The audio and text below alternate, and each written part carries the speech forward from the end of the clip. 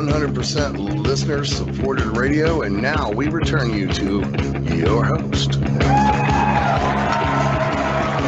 Hello, and welcome back to Shiny Side Out. This is show number 470, and this is Listener Funded Radio, so please do donate if you can. It makes a gigantic difference. Or become a patron, or become a subscriber, which is even better. You can check out all the archives, as Dave mentioned, on top of the first hour. But yeah, show number 470, we are talking about Coral Castle, as we promised some time ago, because it's really, really interesting. I didn't realize how interesting until I did a bit of digging, to be honest with you. And no, we don't know what happened. And yes, people refer to a whole bunch of books that have been written, and we still don't know how he did all of the work that he did. But we'll get to that in due course. Don't think we'll get through the whole thing today. We might. We probably have to continue it next week. But Dave, and I even found a potential link to Tesla, which is why we got interested in the first place. But that's right at the end of this particular show. Awesome. It's really a fascinating thing. And I've been to Florida. I don't know if you've had a chance to go to Florida, Dave. No, but I was on the West Coast. Yeah, look, and I really missed out going down. I made it all the way to the, of course, the space mountain, Cape Canaveral, Cape yes, Kennedy, whatever, yes. you know. Space so Museum. I went there. Yep. Space Museum. That was fantastic. Went to Miami. Orlando was where we were based, but it was fabulous piece of real estate. Florida, flat, completely flat. it's so flat. It's not funny. I thought I knew flat, but this is flat. It's like the Netherlands, completely flat, and then you got these little. Little lakes, or not even lakes, full of alligators. We saw many alligators by the side of the road, and it was really cool. Lovely people too. But yeah, so any Floridians out there, I salute you. I had a great time. A few times I've been down that way, but I never, like I said, never made it to the Coral Castle. I'm kicking myself because it's really quite fascinating, and we'll learn everything there is to learn, I think, about Coral Castle in the next couple of hours. So well, what's the big deal here anyway? Let's get right into it. A little intro here. Ed, and his name was Edward 𝐫𝐸𝐶𝐯, and he was from Latvia, if I remember correctly. He actually was born there and then emigrated. He came to Ellis Island on a ship. Yeah, so Ed. Yeah, I know, right? He was reportedly 5 feet tall. That's a meter and a half. So he was really short. He weighed 129 pounds. He was a really small, unimposing by any description of the word man. Very, very small kind of guy. Chronically sick with respiratory illnesses, and something he might have had tuberculosis. Others think maybe not. And he alone took 2.2 million pounds of limestone and built a giant megalithic castle. It's sort of arranged like a dollhouse. Every piece is limestone. So Coral Castle is actually a bit of a misnomer. It's not built from coral at all. But I'll get to that in a second. Curved crescent moons, towering planets, beds, rocking chairs, tables, star-shaped fountains, a functional sundial, and we'll learn just how functional in a moment as well. All carved from that brittle, bone-encrusted rock, painful to the touch when it's sun-starched. Together, the stones total 1,110 tons, including a 9-ton gate, 5.8-ton walls, and a 28-ton obelisk. A 28-ton obelisk. They were all quarried, shaped, and erected by this one guy, one small, ill man. 28-ton obelisk. All right? Ed built Coral Castle in Florida City, where it was named Ed's Place, then Rockgate. He later picked it all up, miraculously, and we'll get to that as well, and moved to 2.5 miles north to Homestead. The name Coral Castle was given to it later in the 1950s. So that's how you can still see it. There's one thing though, and I don't know why I don't have it here anymore. I had it before. Coral Castle is actually closed until further notice. Oh. Yeah, I went because I went to the website, right, as you do, right? And I wanted to know, what's going on. But Coral Castle, I mean, if anybody is from there, around there, anyone at all, do you know if it's going to open up again? Does anybody know the story here? But it seems that Coral Castle is in fact closed until further notice.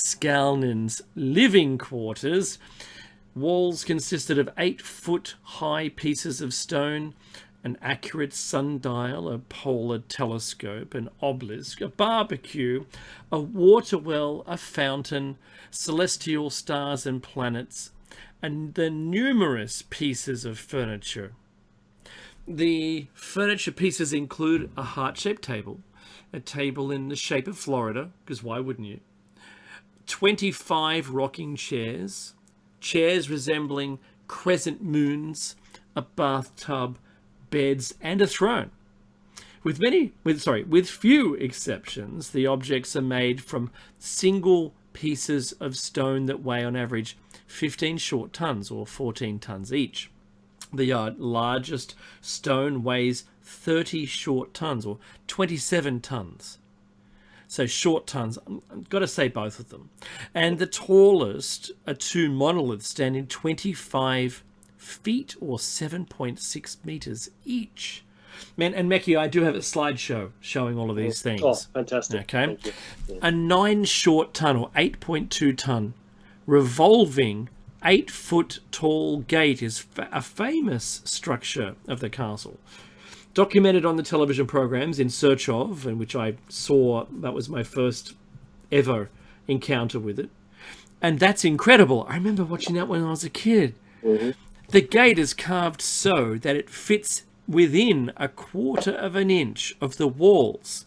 It is well balanced, reportedly so that a child could open it with the push of a finger. The mystery of the gate's perfectly balanced axis and the ease with which it revolved lasted for decades until it stopped working in 1986. In order to remove it, 6 men and a 50 short ton crane were used. Goodness me.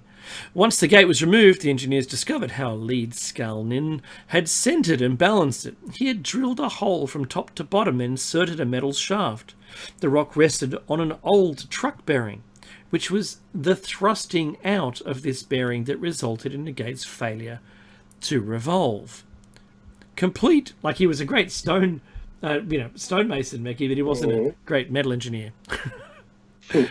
Complete with new bearings and shaft, it was set back into place in July 23rd, 1986. It failed in 2005. It was again repaired. However, it does not rotate with the same ease it once did.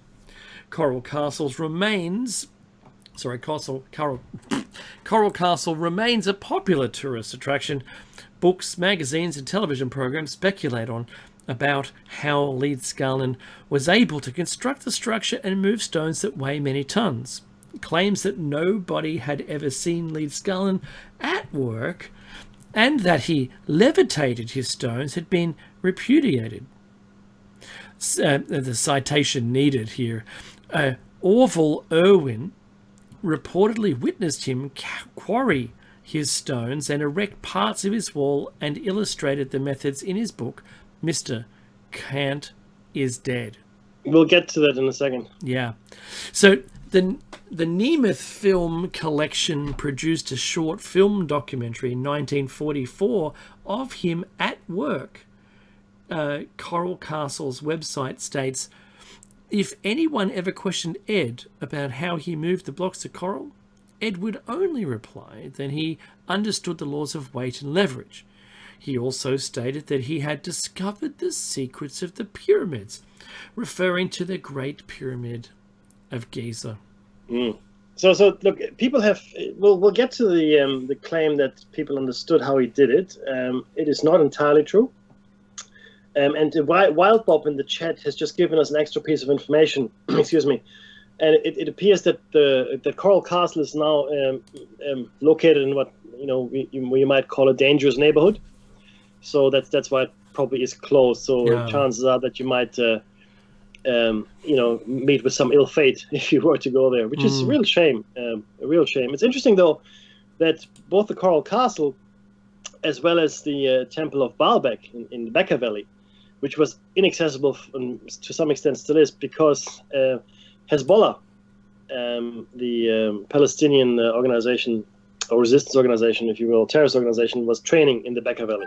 So for decades, you couldn't go to the Bekaa Valley to actually examine the stones firsthand. It was part of the war zone as well. Bekaa Valley itself, by the way, is beautiful. Now we've got a similar situation here with the Coral Castle, and you'd think that the authorities step in and let us have a look at this magnificent structure.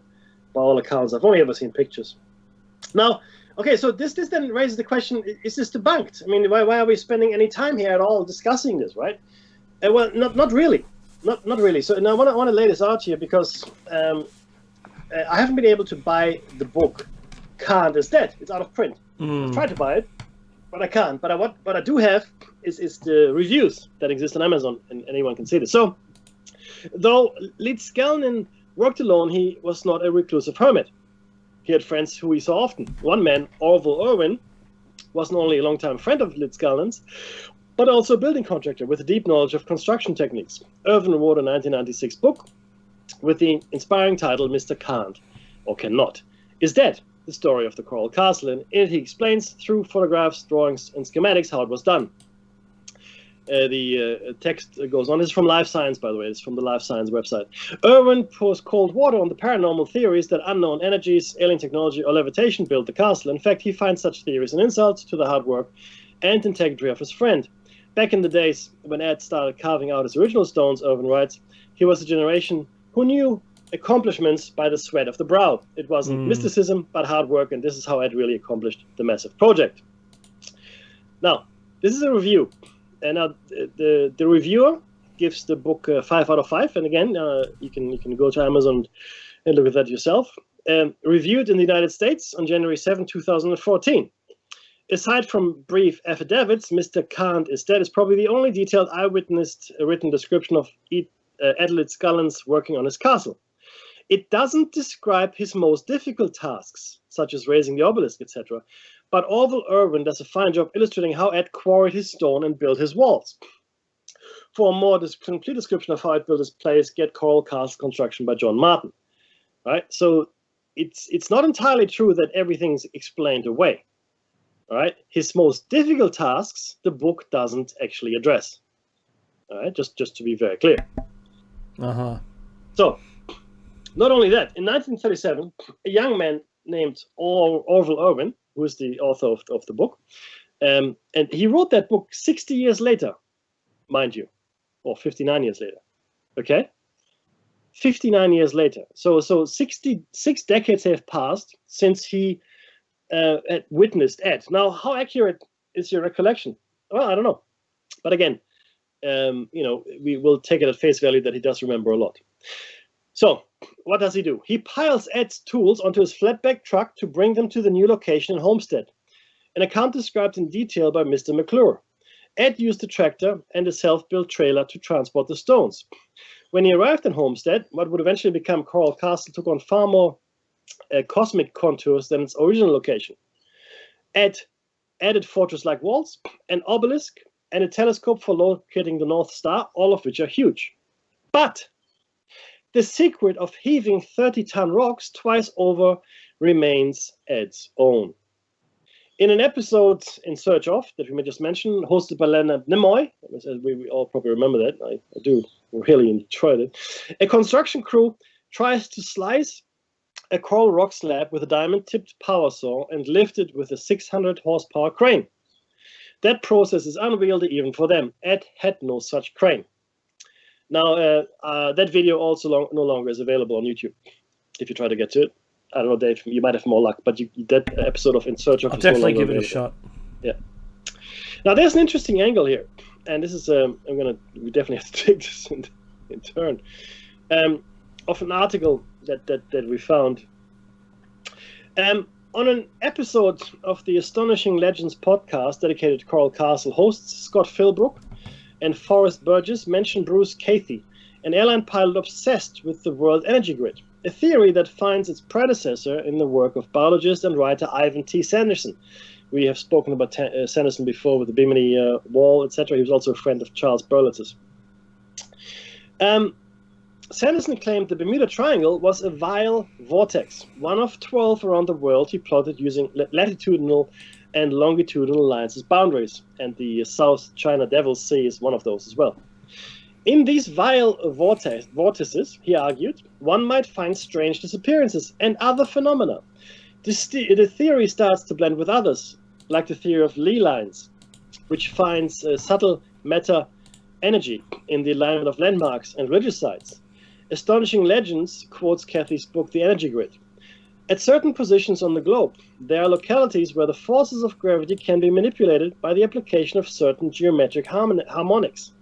Coral Castle, I believe, this is the author, occupies one of these positions. Where these geometric conditions exist, it is possible for people who know how to use gravitational forces to construct great buildings of massive material. Now, we haven't spent much time on Lee lines, and that's been something that we really have to get into, Dave, and it ties in with the general flow of energy, acupuncture, etc., and really, I think the whole idea of lost tech and lost science that we only have edgy and really sketchy memories of. Yeah, absolutely. I know that we spoke about it a long time ago. Yes, but we haven't. So we need to focus in on it. Yep. 100%. I think we have to next show cycle. We have to look at Lee lines and world energy, etc., etc. Mm-hmm. But see, it's replicated. The energy grid is replicated in the body, right? And then if it's in the body, the human body or any biological entity, and in the world, let's say, then there's no reason why these energy lines shouldn't exist in the solar system, in the galaxy, and even in the universe at large, which might tie in potentially with Tesla's electric universe. And believe it or not, Dave, again, this is something that we have to bring to the fore. Yeah, I know. It actually also has these ancient ley line sites, or where ley line vortices are, is also a place of high UFO activity, believe it or not. So we need to definitely shine a light on that. Now, was Ed searching for a viral vortex for a Lee line, and in fact, there's one story which I didn't document here, where that states that Ed was in fact a dowser. Now, a dowser is a person that can, with the help of a like my a dad forked did that. dowsing. Yeah. Okay. Well, why don't if you look, just give our esteemed listenership a bit of an insight as to what dowsing actually is. Yeah, right. So you use dowsing rods, and you hold one in each hand, and the objective and success is that you hold them close to each other. They're bent as L shapes, and the rods will converge and cross over when you've reached a like an underground water source, and that was what my dad was using it for. And he was a total believer in it, because he said his uncle used to do it and it was 100%. And in our backyard, he was looking for the sewer, and so we flushed the sewer with water, and he located the pipes, and when we dug, they were right there. Mm-hmm. Yeah. Now it's scary. Yeah, it's like, I completely believe it. If you want to be a skeptic, you can do that all you like, but when you watch it happen, I've seen my uncle in his farm doing that, looking for underground water. Like, so let's for just take his it cattle. Crazy, right? So I'll put I the pump right here. I think we should accept it as read that dowsing is a real thing, and I think because dowsing is real, right? I think we should also take it as read that the Lee lines, or the energy grid of the planet, is a real thing, Mm-hmm. right? So we do know that magnetism is real, and we know that you can't see magnetism, you can't taste magnetism, right? Strong magnetic fields you can feel; they will interfere with your functioning. But for the most part, you have no idea it's there, right? It's just to make that point. So what was he doing then? Was he looking for these ley lines or viral vortex, for a buzzing electrified hunk of the magnetic grid? On that same episode, 𝐫𝐞𝐯𝐶 Andresnios, Latvian native and host of the podcast The Eastern Border, tells a version of Ed's story gathered from Latvian books and a museum in Vecpiebalga. Per Andresen's research, Ed studied carpentry and sculpture with his family and, like his brothers, joined the Latvian Social Democratic Workers' Party. He took part in, says Andresen, the struggles of the 1905 revolution in Latvia. Remember, the early 20th century saw revolutions everywhere. The overthrow of the Tsarist regime in Russia, the rise of the Bolshevik Revolution also in Russia, the demise of the Turkish Ottoman sultans to be replaced by the Young Turks. It was also the beginning of the end for the British Empire, for the French colonial ambitions, etc., etc. Now, the 1905 revolution in Latvia preceded the Bolshevik Revolution and failed. Ed fought the police and the army, firebombed an alcohol factory, and personally assassinated the Baron, who'd been a sculptor mentor to him. Furthermore, Ed's brother Rudolf died in a construction accident, rendering Ed a staunch atheist. He later became a complete anarchist, joining Peter the Painter's anarchist movement in the UK before moving to the US 2 years later. Andresen also describes the gravity, that is the weight of Lee lines in Latvia. Lee lines are just magnetic fields, or where the underground rivers go. They're still used today to determine, for example, where you want to dig your well, where you want to grow your medicinal herbs, etc., just like Dave just outlined. Dowsing rods are used to determine where the energy is or where it isn't. It makes sense that Ed was using Lee lines to map an ideal location for Rockgate and later Coral Castle.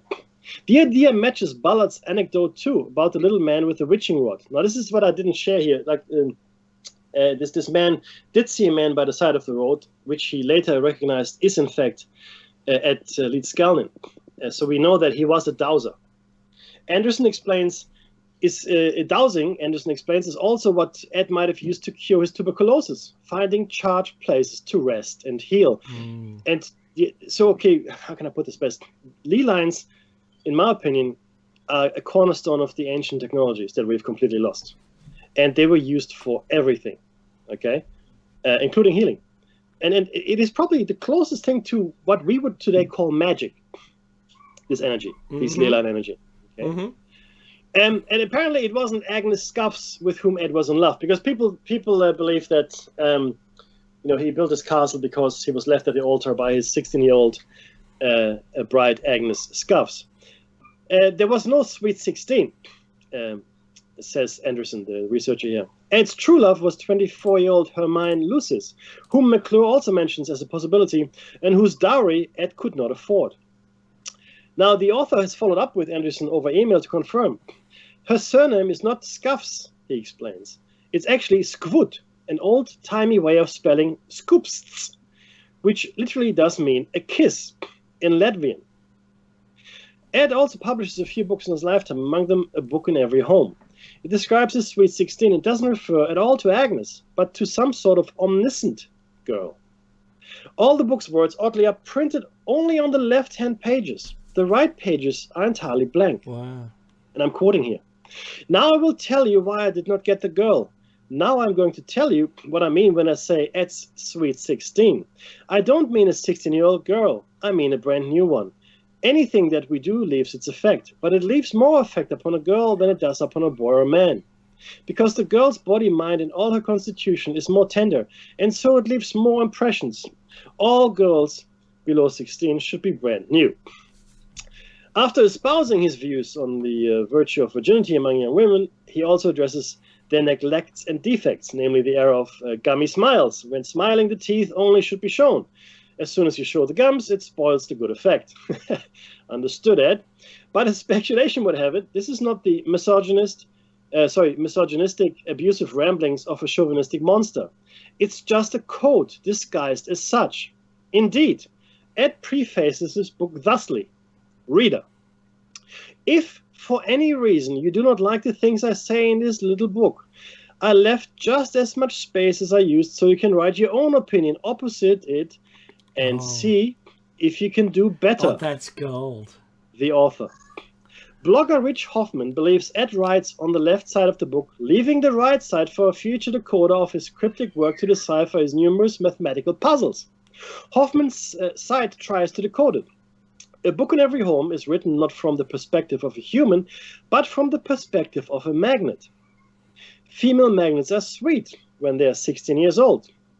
He also warns that if a female magnet is allowed to be in the same room as a male magnet, the male magnet will soil the girl.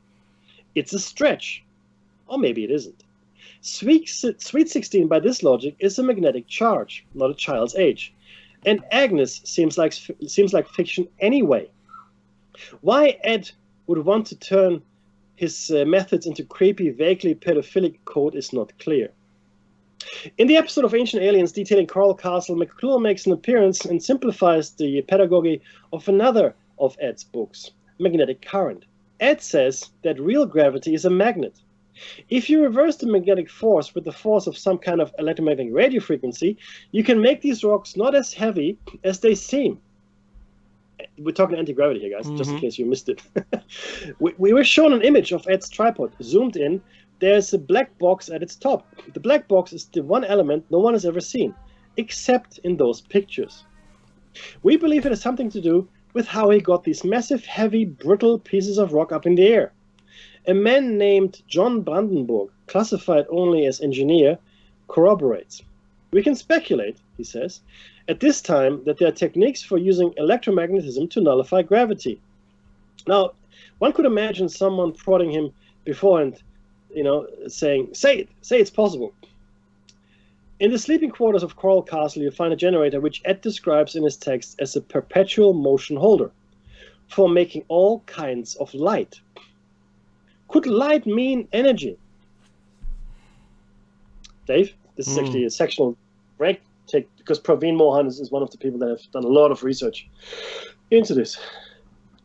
So in his book, Coral Castle, Everything You Know Is Wrong, Praveen Mohan, who writes with, I'm not saying it was aliens, but it was aliens, fervor, attempts to prove Ed not only utilized electromagnetic forces to build Coral Castle, but he also filled it with references to extraterrestrials, outer space, building techniques specific to the Great Pyramid, all of it.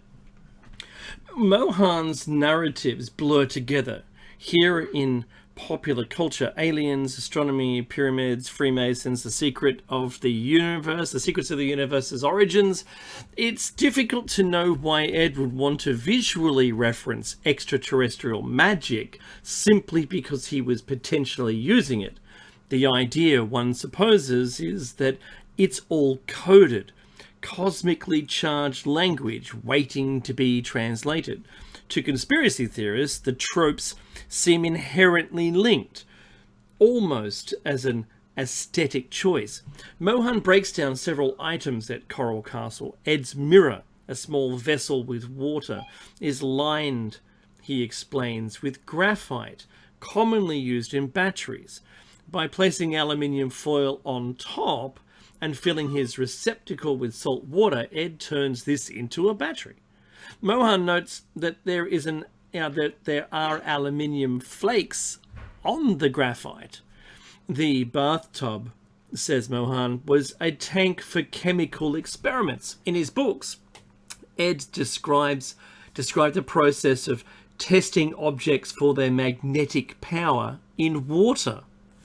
At the top of Ed's 25-foot or 23-ton telescope, there's a wire crosshair in a hole. Depending on the season, the North Star is visible in one of the 4 quadrants.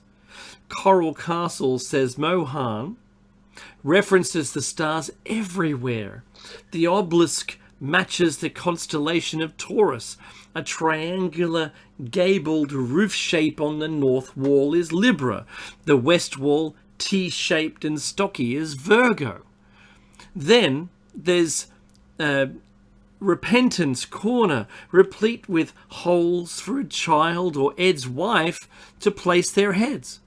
Tour guides say Ed would lock their heads into holes if they misbehaved. It's a disturbing, abusive, low-key torture device, and the guides seem to get a kick out of it. Shows what kind of husband he was, one chuckled. Last time I was there, says the author. But no, says Mohan, that's no medieval stockade. It's Castor and Pollux, the twins of Gemini. I know. But there's more. There's a lot more. I know, it's crazy. So, yet more. 𝐫𝐶𝐯∙ was no burly giant of a man. He stood 5 feet tall, weighed 100 pounds, right? So he was tiny. Mm-hmm. According to Coral Castle guide Ray Ramirez, who has spent the past 2 decades trying to figure out just how 𝐫𝐶𝐯 managed to pull off his engineering feat. Ed is a marvel and a mystery to me, said Ramirez. But piece by piece I'm putting together this puzzle. Someday I will know all his secrets. Now this is a text I'm sharing with you from a travel writer who went to Coral Castle and whose guide was in fact Ray Ramirez. There are rumors, many rumors, but no concrete details on how 𝐫𝐶𝐯 managed to build his bizarre and beautiful masterpiece. He worked only after the sun had gone down, refusing to allow anyone to ever see how he shaped, moved, and placed the enormous blocks, which puts a little in doubt the book that was published 60 years later that we just discussed earlier. Not only do we not know how 𝐫𝐶𝐯 managed to build the castle, but we aren't even sure why he did it. The official story as told by 𝐫𝐶𝐯 is that he was rebuffed by his young sweetheart. When his beloved Agnes Scuffs refused to marry him, 𝐫𝐶𝐯 salved his wounds by building the castle as a tribute to her and the life they might have had together. The unofficial story, as also told by 𝐫𝐶𝐯, though not at all as widely as his tale of unrequited love, is that the castle was built as a temple to the Egyptian gods, constructed using the same techniques the ancient Egyptians used to build pyramids. And we've just learned earlier that, of course, this Agnes Scuffs might not ever have existed. Pride of place in the castle complex is given to a wonderful 30-ton lensless telescope that Dave just described that soars 25 feet above the castle walls. The telescope is perfectly aligned to the North Star, and on the first day of winter, sunlight pours directly through the scope's aperture, according to Ramirez. 𝐫𝐶𝐯 also crafted a sundial, this is interesting, that tells the time within 2 minutes of accuracy. This solar clock stands directly across from a water pool carved from a huge slab of coral with coral crescent moons on each side of the basin. The crescents represent the waxing and waning lunar cycles. The circular pool represents the full moon. People around here called him the little guy, recalled Ramirez. The only time he ever asked for help was when he hauled the whole castle 10 miles up the road from Florida City in 1936. Moving the nearly completed castle after 𝐫𝐶𝐬𝐮𝐭𝐢𝐨 had heard rumors that developers planned to build a subdivision close to the castle's original site should have been a hellish job. Instead, 𝐫𝐶𝐬𝐿 evidently simply dismantled his castle and placed the blocks on a makeshift flatbed truck chassis, which then was pulled to the new site by a tractor he'd hired. Now, this is where it conflicts with what we have learned in the other book, the End of Kant. Yeah? The tractor's driver was not allowed to help or even watch 𝐫𝐶𝐬𝐿 move the blocks, but instead showed up for work every morning to find the truck already loaded with several tons of coral. Ramirez, who is a skilled dowser, that is someone who uses wooden and metal rods and pendulums to locate sources of water, oil, and lost objects, has his own ideas about how 𝐫𝐶𝐬𝐿 managed to move huge blocks. Dowsers also can detect unusual energy flows, explained Ramirez. Using metal dowsing rods made of bent coat hangers and PVC tubing, Ramirez said he has located some very odd energy vortexes within the boundaries of the castle. I believe Ed discovered a way to move massive blocks of coral by taking advantage of the magnetic powers of the Earth, said Ramirez. The Earth is surrounded by an invisible web of energy that is concentrated at certain spots. All these spots, energy flows freely. At these spots, energy flows freely, and people are much stronger than they would be elsewhere. Now, the author is reserving judgment on the efficacy of energy forces as an engineering tool pending more research. But the author has to admit that all the little creaky aches and pains that they had developed from long hours of sitting in the car didn't bother them at all inside the castle walls, and returned as soon as this travel writer left the grounds. Okay, some kind of pain antidote. Ramirez, 67, also said he feels energized when he's inside the castle. But while the rejuvenating effects of the castle interest him, he's focused on discovering how 𝐫𝐶𝐬𝐿 used energy to move those multi-ton coral slabs. 𝐫𝐶𝐬𝐿 left behind little in the way of documentation when he died in 1951 of stomach cancer. He did write a series of pamphlets on his experiments in magnetic forces and electricity, which can be obtained from the castle's gift shop. Much mysterious activity is suggested in the pamphlets, but little is detailed. But there's no question that 𝐫𝐶𝐬𝐿, who had only a 4th grade education, was an outstanding engineer. Hurricane Andrew devastated much of the surrounding area in 1992, but the castle wasn't affected by the fierce storm at all. And recently, when the huge back gate became stuck in an open position, a crew of 6 workers struggled for almost 2 days to remove and reseat the gate using a mechanized winch and crane, Ramirez said. So we've got a timeline for this article now.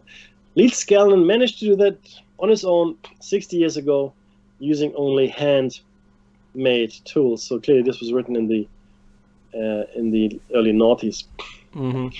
Which brings us to another fascinating piece here. Dave? How was the Coral Castle built? 𝐫𝐶𝐬𝐿 had a fascination with magnetism and developed an interesting worldview based around it.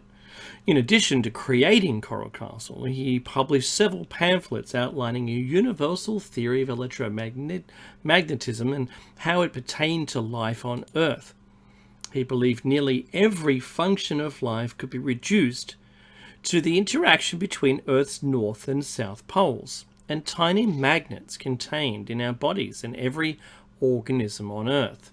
This led to speculate that 𝐫𝐶𝐬𝐿 used some type of magnetic levitation or resonance to lift the incredibly dense coral rock while constructing his park, though the topic has been highly debated. While many point to images showing 𝐫𝐶𝐬𝐿's use of simple pulleys and levers, others remain skeptical. He maintained that he had a strong understanding of the laws of weight and leverage. though it's difficult to imagine him, the lean specimen he was, hoisting 30-ton blocks 20 feet in the air entirely unassisted. Now there's a quote from Ed himself. "I have discovered the secrets of the pyramids and have found out how the Egyptians and the ancient builders in Peru, Yucatan and Asia, with only primitive tools, raised and set in place blocks of stone weighing many tons," he says. Long after his death, the 9-ton gate at the entrance to Coral Castle stopped rotating as easily as it once did. To fix it, a 20-ton crane was brought to remove it, inspect it, and repair it to working order again. It quickly became apparent that 𝐫𝐸𝐶𝐗𝐈 had drilled a perfectly round hole through the centre slab without the use of power tools, fixing a better pole between two truck bearings. Adding to the mystery are the myriad remnants of an electromagnetic device in a chamber beneath Coral Castle. There one finds wires wrapped around bottles and odd devices with magnets and chains appearing to resemble a regenerator of some sort. Next to the generator of some sort are 2 long metal poles reaching down beneath the ground, similar to an anode and cathode of a battery. In the middle of the device is a flywheel made of concrete and magnets and shaped like a 4-leaf clover. Many believe this was a perpetual motion device based on claims from 𝐫𝐸𝐶𝐈's pamphlet Magnetic Currents. When one holds a compass to the device and cranks it, the compass needle spins, indicating the magnets are set opposite in polarity. Other features of the castle show that 𝐫𝐸𝐶𝐈 had a strong grasp of astronomy. For example, the Polaris telescope, built of coral rock, aligns itself with the eponymous star through crosshairs constructed from metal wire. Though the telescope is simply a hole drilled through a rock, its alignment is precise, adding itself to sundials and other primitive forms of celestial measurement devices. Take the next one as well. No, 𝐫𝐸𝐶𝐈 designed all of this with the utmost precision. Interesting aside, pop culture. The Coral Castle has captivated the minds of many, including famous rock star Billy Idol. I love Billy Idol. Whose song Sweet 16 found its muse in 𝐫𝐸𝐶𝐈's story or Love and Heartbreak. Idol wrote the song after watching an episode of Leonard Nimoy's series In Search Of, recounting the story of the man behind the Coral Castle. I've got to listen to that again. I know, right? And in fact, you should, because there's a lot more to Billy Idol. I know a lot of people can't comment on this, but apparently Billy Idol is a Mason as well. In fact, we have a little... this goes much further down the rabbit hole than you think. Well, that's a good segue. Yeah, I know. Rabbit hole much. Let me see. Just we can do some of. Oh, actually, I think we can. 15 minutes. We should be able to. Yeah, I think we should. Actually, we should be able to finish it. Your time starts. Okay. Now. An amazing monumental structure can be found in Florida. That sometimes is compared with the Taj Mahal in India. A stone monument with the layout of a garden, built from super heavy stones cut from the coral underground. And all of this is made by one man. A man with a desire to transcend his mourning over lost love. So tells the story. Can that be? Well, let's find out. And this is, again, a travel writer that wrote this, so that's what we're sharing here with you. August of 2010, on one of Florida's hot days, with lots of sun in an otherwise overcast hurricane season, the author enters the compound of Coral Castle with 2 good friends. The day started out cloudy, which suited them just fine. The previous day, he had searched the net for places to explore, and Coral Castle popped up. Blimey, he thought, that's right around the corner. And it had been on his list, but he had forgotten where in the US it was. When you visit Coral Castle, you can explore the terrain on your own with a pamphlet in hand, or you can do the tour with a guide. Their guide was someone called AC, a pensionado, like you see so many here, still having the need for a job. So pensionado is a retired person. So AC was a retired person. AC starts with a conventional story about the monument that 𝐫𝐞𝐯𝐨𝐥𝐮𝐭�𝐈 wanted to erect for his 16-year-old fiancée Agnes, who ditched him a day before the marriage. He tells us about the rich fantasies of Ed, who hoped to win her back with this. We see comfy chairs hewn out of coral, with a small pond, a water well, a nice brick house, a mirror, and even an uncomfortable chair for the mother-in-law. A private corner to sit in if you want to contemplate, plus a big table in the shape of the state of Florida for the big family they expect. And also a small table in the shape of a heart that reminds people of everlasting love. Now does people get married here? Do you want me to tell you the real story? In one of the corners of the compound, the rocks are hewn in the shape of the celestial bodies, Sun, Moon, Mercurius. The author forgets the remarks on those celestial bodies, but they get into an animated conversation with their guide. Something triggers him. He looks at us, estimating, and says, this is the guide saying this, "Do you want me to tell you the real story?" Yes, of course. We suspected all along that this story has other layers. The naked facts can be read on the main website. Even still in 2019, the story of his lost love is prevalent. That fable about his sweet 16 is probably brought into the world by Ed himself to distract from the real facts. Of course, everyone is impressed by the tragic story of a lost love and that he, Lovesick, was enormously driven to create a monument for his love. Many documentaries were made about Coral Castle, and rock star Billy Idol wrote his famous song, Sweet 16. And of course, the song won't be posted here as part of the article. But Billy was reported to be a Freemason. And that makes sense if you read along. The original video clip shows him wearing a pendant resembling an Indus cross. So I think, Dave, listen to that song again and see what you think. According to the bio, 𝐫𝐸𝐮 was born in 1887 in Riga, Latvia. When 26 years old, he was engaged to Agnes Scuffs, who was 10 years younger than he.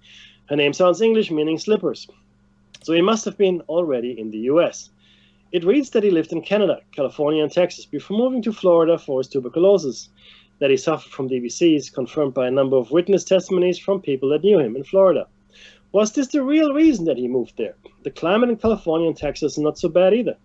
Florida is hot and very humid, hardly a healthy environment for someone with TBC. Dave?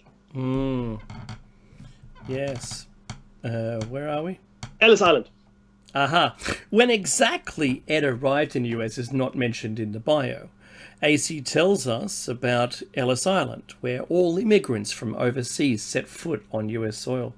They had a big immigration office at the time. The newly arrived had to stay for some time in barracks until officers decided to which part of the country to send them. Italians were mostly sent to New York, and a note was pinned on their clothes that read, "To New York," or NY. So many of them took on the name of Tony, because that's what it spells, Tony. The peak of arrivals on Ellis Island was in 1907. We assume that Ed came in that year. He was 20 years old. After he worked on all kinds of places in the US, no details known, Ed arrived in 1918 in Florida. He lived in Florida City until 1936, where he had begun building Coral Castle. When he heard that large works were planned in the vicinity of his plot, he decided to move. He found a new plot of land about 10 miles to the south in Homestead. The story goes that he didn't have to pay for the land. He already hewn out a few blocks of coral stone weighing several tons. He rented a flatbed truck, then sent the driver out for lunch. When the man came back, the blocks were loaded on the truck. Whenever someone asked him how he did it, he said he knew the simple rules of handling weight. No one had caught him in the act, and even later, he took good care that nobody except a few children ever saw him working. His secret had been properly kept. According to AC, Ed had once said that he knew how the pyramids in Egypt were built, and that he simply applied the same technique. In Homestead, Ed carried on building his monument. He lived soberly and hardly socialized, but when children wanted to play in his garden, he always laid down his work. December 1951, Ed became seriously ill with his spread through TBC. He pinned a note on the door, "Gone to hospital." According to the official story, he died 3 days later, age 64, in the Jackson Memorial Hospital in Miami, where is his grave. Not Coral Castle, like he wanted so much. Maybe someone on the graveyard for the poor. Somewhere on a graveyard for the poor. Mickey. Coral Castle, 𝐴𝐶's version. So this is the guide. 𝐴𝐶 had done his own research and told us that Ed's dad or granddad was a highly placed Freemason and advisor to the Russian Tsar, and that he was processed through Ellis Island in the blink of an eye. So we can presume that Ed may also have been a Mason. So let's leave the official bio and let 𝐴𝐶's version unfold. When 𝐴𝐶 explained that the layout of Coral Castle in fact follows the design of a Freemason's lodge, we look upon with different eyes. The high chair of the Grandmaster, the smaller chairs for the other initiates, the uncomfortable chair for the mother-in-law is in fact very comfortable if you try it out. You can see that the layout has an inner and outer chamber, the inner for secret meetings, the outer for more worldly affairs. The grand table in the shape of Florida is not for dining but for formal meetings, and this all makes much more sense to the author. Ed was doing his groundwork redesigning the Temple of Solomon, which is widely considered to be the first Freemasonic lodge. For such an ordinary-looking man, with primary school as his only formal education, Ed knew many undisclosed techniques. First, the unconventional building techniques that no one has seen with his own eyes, let alone understood. Everyone knows of the big sundial that shows the hours and even the seasons very precisely. But there's also a moon dial in the back wall, only to be seen if you climb on a stone. Then there's the Black Mirror. So the author does the rounds for the second time with 𝐴𝐶 with a new story. And he gets to look into the mirror placed alongside a comfortable chair. This is a small water basin with the bottom painted in black, and this is exactly like a shamanic mirror. Concentrate and stare into it for divination, just like a crystal sphere. 𝐴𝐶 directs the author to go and stand onto an imaginary line. On an imaginary line in the sand. This is in conjunction with a big telescope that is exactly aligned with the true north. This line feels like a Lee line, a powerful magnetic force in the earth. As the author stands on the line, he feels the power tugging at him, and the body is slightly rotating. My body acts as the needle of a compass, and he can feel it. 𝐴𝐶 tells that sometimes he places a non-believer on this line. Most of the time, he has to catch the person in time to prevent them from falling over. They have to sit for a few minutes to gather their bearings. The 9-ton gate is hewn from one piece of coral that weighs 9 tons, right? 9 tons. And it's a rotating door. It is placed on a round slab the size of a pizza. The door can be opened by pushing it with only 2 fingers. It is fenced off because it can't be used by the public. The mechanism could also be broken at some time in history. But this is the gate that we discussed earlier that has been repaired. Ed's house in the corner has 2 floors. The upper containing his living space, vents in the outer wall, etc., and also his hammock. Down below is Ed's working space, where he constructed his alternating current generator, the flywheel.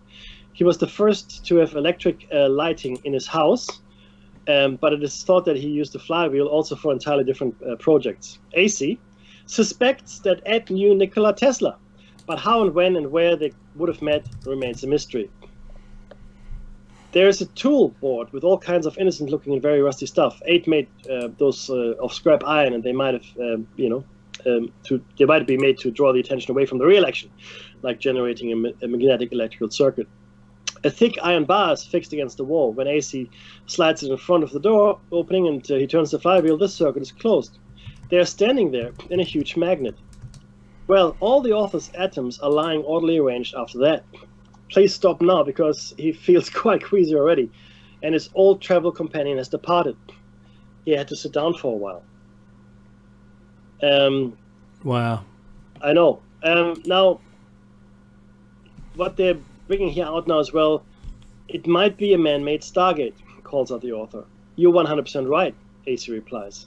He stays for a few private moments, and then his traveling companions and he leave the site. Okay. Now, there are many theories about the true meaning of Coral Castle, and this particular author is inclined to believe 𝐴𝐶's version. A fun fact, it is situated exactly on the land point of the Bermuda Triangle.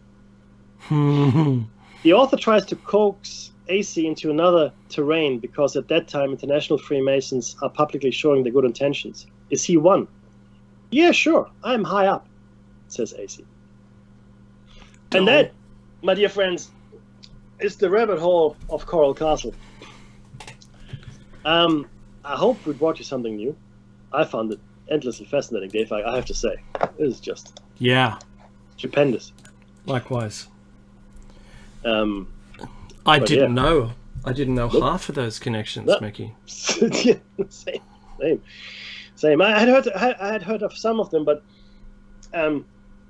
you know, and so a lot of it I didn't know, and I certainly am taking with a grain of salt the debunking. When I say debunking, you know, the official explanations as how he did it. Okay, so I think it's still a big mystery.